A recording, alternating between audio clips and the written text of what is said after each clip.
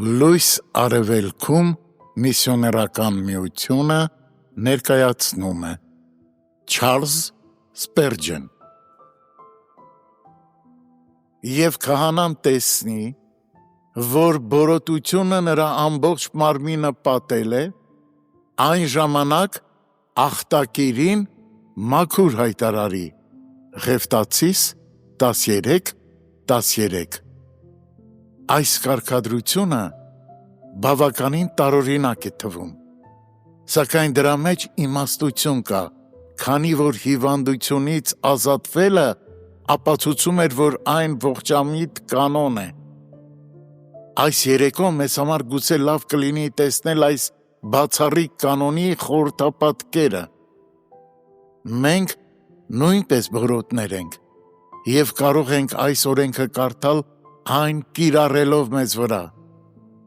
Երբ մարդն իրեն բոլորովին ավերված, կորսված և ամբողջությամբ մեղքի պղծությամբ ծածկված է տեսնում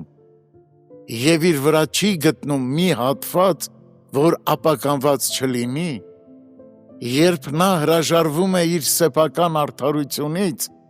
և իրեն մեղավոր է ճանաչում Աստծո առջև,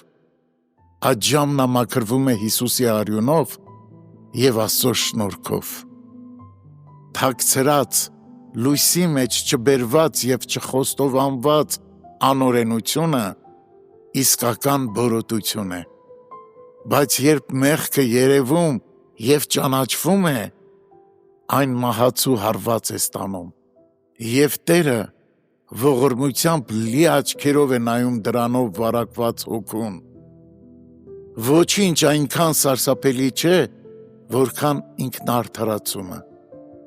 և ոչինչ այնքան հույս չի ներշնչում, որքան զղջումը։ Մենք պիտի խոստովանենք, որ մեր մեջ մեղքից բացի ոչինչ չկա,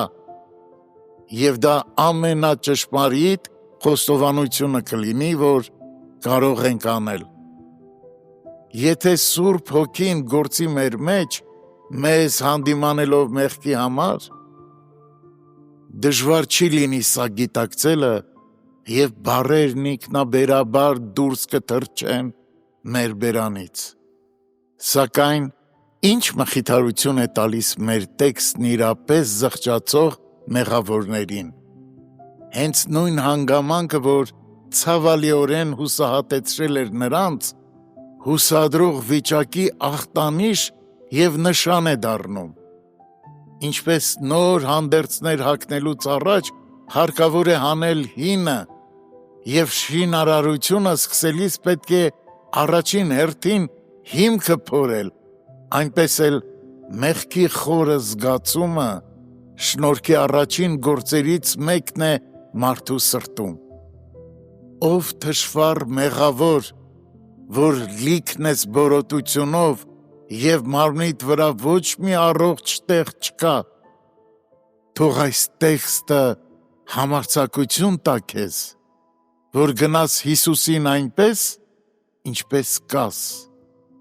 Երբ վճարելու ոչ մի բան չունենք, Տերը ներում է այդժամ բոլորիս։